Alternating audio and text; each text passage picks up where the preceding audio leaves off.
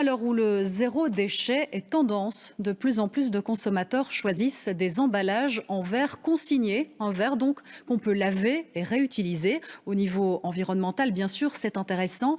Mais Stéphanie Van Drek l'a constaté, ce système n'est pas si simple à mettre en place pour les commerçants.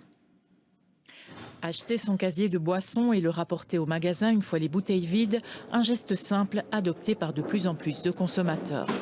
Donc j'essaye effectivement de choisir mes articles en fonction de la consigne pour avoir un minimum de déchets. Je trouve ça plus facile, plus pratique.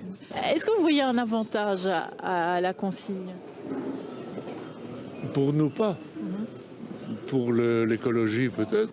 Dans cette enseigne, on estime que les retours des bacs d'eau et de bière ont augmenté de 6% ces dernières années.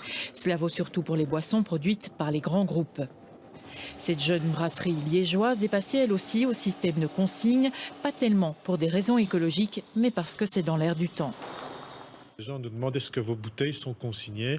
Et puis, dans la mentalité, ça leur coûte moins cher aussi. Même nous, quand on va ramener nos bouteilles, on se dit tiens, on n'a pas payé la consigne. On a l'impression qu'on y gagne un petit peu et que l'environnement y gagne aussi.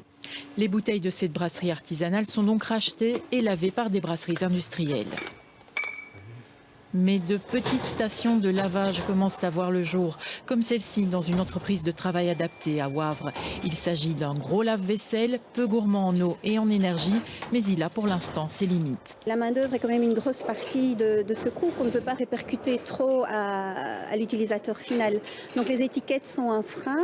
Et ensuite, finalement, aussi la localisation de l'utilisation finale. Donc notre envie est d'être éco-responsable dans notre démarche et donc faire énormément de kilomètres pour récupérer ou mettre à disposition ces contenants n'a pas de sens.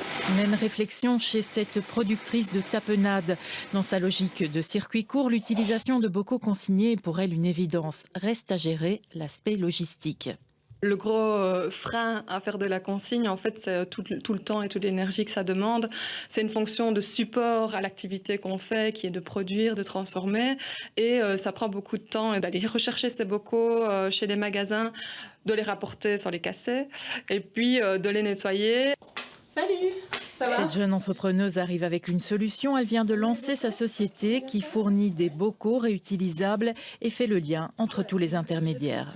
Mon ambition, c'est de vraiment aller nettoyer les bocaux au plus près, de créer de l'emploi en Belgique, de rester auprès des circuits de distribution, auprès des producteurs, et donc de minimiser l'impact carbone autant que possible. Même si ce ne sera peut-être pas aussi bon marché que d'aller le faire ailleurs, comme on pourrait tenter de le faire par exemple dans la grande distribution.